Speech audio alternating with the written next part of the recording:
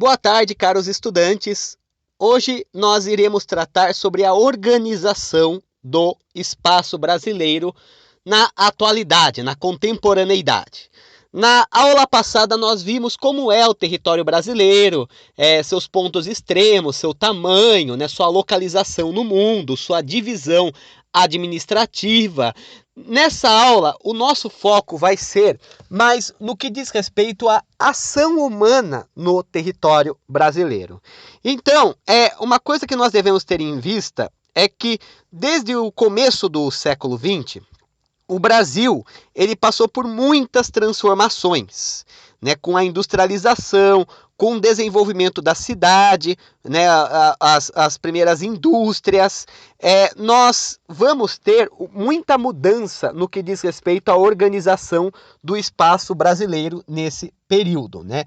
Washington Luiz, que foi presidente do Brasil no final da década de 20, ele deu início a uma grande campanha para construir estradas que ligavam o território brasileiro. Apesar que nessa época as ferrovias, que são o transporte de trem, ainda eram bastante comuns. No entanto, a partir da década de 50, nós teremos uma grande transformação nesse sentido.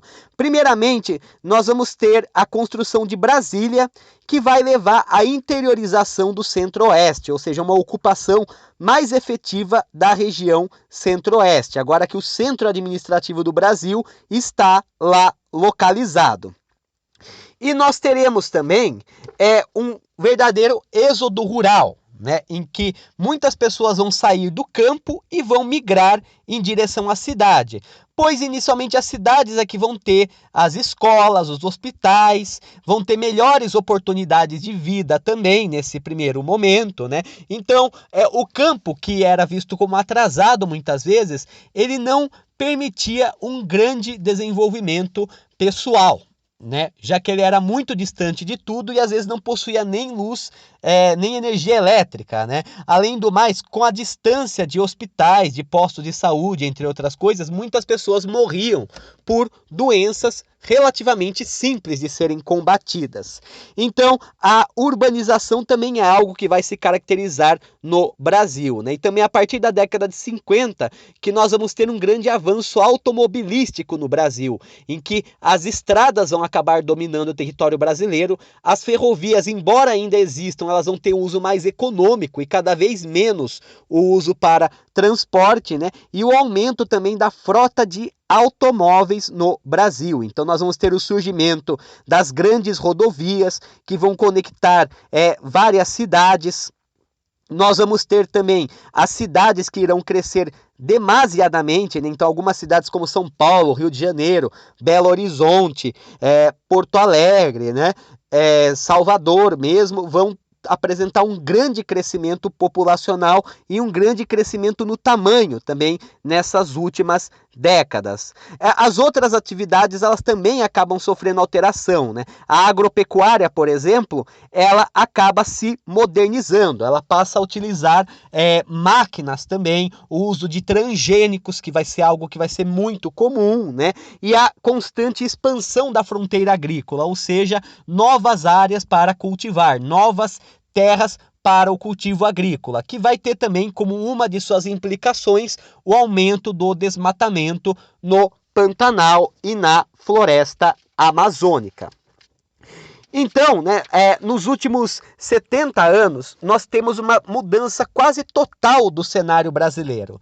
Um país que era majoritariamente rural e bem tradicional em muitos aspectos, ele acaba se tornando um país industrializado, um país urbanizado e um país que tem cada vez mais se modernizando. Isso é bastante perceptível, por exemplo, nas atividades econômicas do Brasil, né? O Brasil, no caso, ele tem os 3 setores da economia. Ele tem o setor primário, o setor secundário e o setor terciário. O setor primário, lembrando, né, são aqueles em que você extrai diretamente a matéria-prima, né, ou produz diretamente a matéria-prima. É a pecuária, é o extrativismo, é a agricultura. O setor secundário diz respeito à transformação da matéria-prima em um outro produto, diz sobretudo respeito à indústria. E o setor terciário diz respeito às relações de troca e à venda do trabalho, né, que é representada no comércio e no setor de serviços. Apesar de ser um país industrializado, o Brasil ele ainda tem forte dependência na agricultura.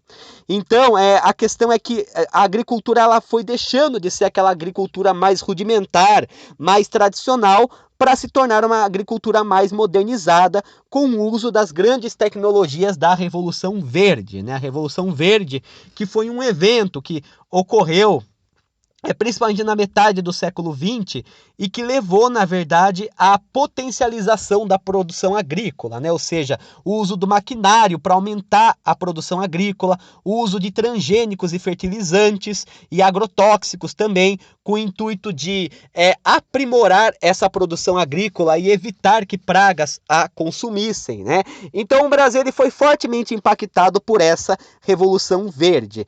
Atualmente, né, a agricultura é uma área que recebe bastante investimento, e investimento sobretudo na área da tecnologia de ponta, principalmente nas grandes propriedades de monocultura.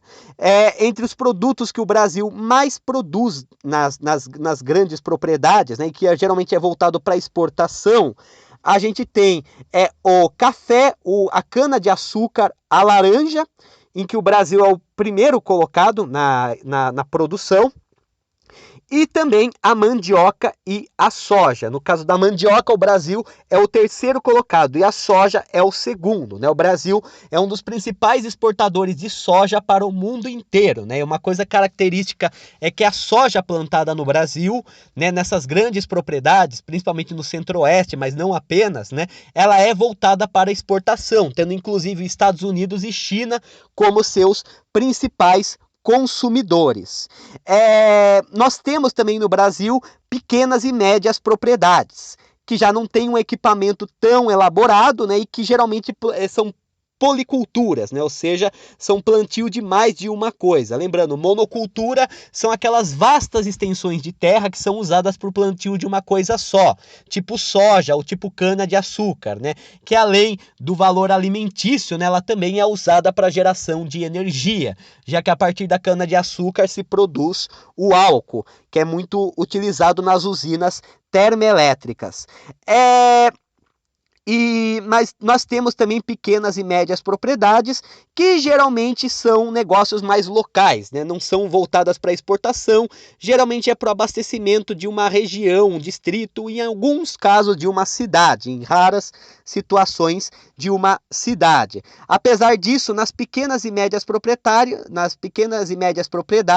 é que nós temos a maior parte dos alimentos que chega nos mercados, né? E que é consumido pelos brasileiros. Então, as grandes propriedades em geral produzem para vender para o exterior. As pequenas e médias em geral produzem para o consumo interno.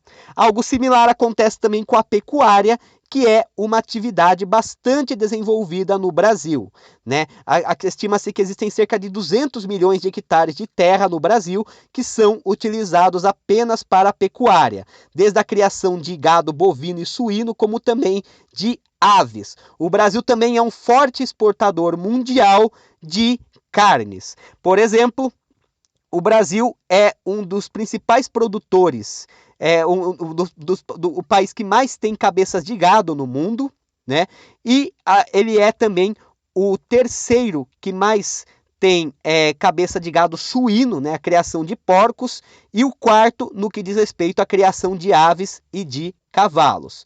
O Brasil também ele cria outros animais, como ovelhas e cabras, né? No caso das ovelhas, o Brasil está em 18º lugar, e de cabras ele está em 21º lugar. Então, geralmente no Brasil predomina a pecuária extensiva, que é mais tradicional em que o gado ele é solto nas pastagens e não recebe muito cuidado, como vacina mesmo, né? Em geral ele consome a própria pastagem, né? A pastagem pela qual ele passa, né? Diferente da pecuária intensiva, onde o gado ele é criado em um ambiente fechado e recebe maior tratamento veterinário e também uma ração própria. No entanto, né, recentemente o Brasil tem adotado cada vez mais a pecuária intensiva para melhorar a produtividade. Então a Europa, os países árabes e até mesmo os Estados Unidos e a China são alguns dos principais consumidores da carne produzida no Brasil. Com essa forte demanda do mercado internacional na produção de carne, o Brasil ele acabou tendo que se modernizar também para ser um grande produtor de carne no mundo. No campo do extrativismo, né, como o Brasil ele tem uma grande extensão territorial e uma flora bastante diversificada, o extrativismo também é uma atividade bastante praticada no Brasil. Então, entre as formas de extrativismo que nós temos as mais tradicionais, que usam técnicas e instrumentos mais simples, por exemplo, a extração da borracha, a extração do látex, das seringueiras, né? É um exemplo de extrativismo que usa uma forma mais tradicional. E algumas que são mais modernas, que são principalmente a mineração, em que você necessita de um aparato tecnológico, um aparato estrutural muito maior e muito mais potente para a escavação das minas. Devemos lembrar também que o Brasil é muito rico em diversos minérios, né? Ouro, manganês, bauxita, né, que é o minério de alumínio, ferro também e até o urânio, nióbio também, né, são bastante extraídos no Brasil. O Brasil tem grande reserva desses produtos. No campo da indústria ou do setor secundário, o Brasil, né, em cerca de 2015, mais ou menos, o Brasil contava com 325 mil indústrias, que geravam 21% de toda a riqueza no Brasil. A indústria brasileira ela é bastante diversificada, né? Inicialmente, a indústria brasileira ela era mais voltada para bens de consumo não duráveis, né, tipo indústria têxtil ou indústria alimentícia, e também, né, a indústria siderúrgica, a indústria metalúrgica, papel celulose, entre outras. No entanto, nas últimas décadas, o Brasil também passou a contar com polos industriais de tecnologia de ponta, né, que fabricam bens de consumo duráveis. Então, para mostrar um exemplo, né, um exemplo de um polo industrial de tecnologia de ponta que nós temos no Brasil, nós temos a chamada Zona Franca de Manaus, né, que é a indústria de alta tecnologia, de computadores, de roteadores de internet e até mesmo de peças astroespaciais, né, para os satélites que o Brasil lança no espaço. São Paulo também tem um parque industrial, ainda é o estado que tem o maior parque industrial do país, né? E nós encontramos também outros parques significativos em Minas Gerais, Rio de Janeiro, Paraná, Santa Catarina, Rio Grande do Sul e também no litoral do Nordeste, que nós temos as principais centros industriais do Brasil. Então, a indústria brasileira ela ainda é voltada para bens de produção, né, como o caso da metalurgia ou da indústria química, e bens de consumo não duráveis, né, como a têxtil, a de vestuário, de alimentícios, bebidas, né? Mas atualmente o Brasil ele está investindo mais numa indústria de tecnologia de ponta. São poucos polos industriais de alta tecnologia, mas eles estão se desenvolvendo no Brasil.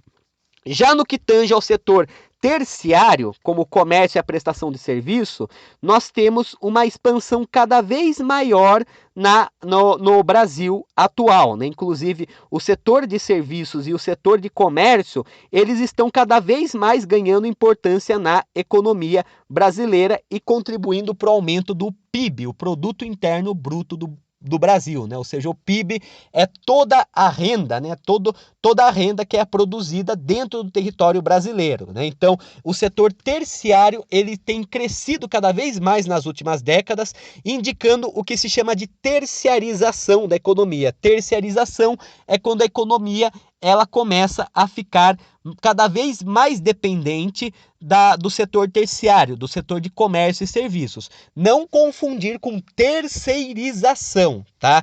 Terciarização, ela é voltada ao setor terciário. Terceirização é uma prática que é muito comum em algumas empresas, no caso, né, em que elas fornecem seu serviço para terceiros, né?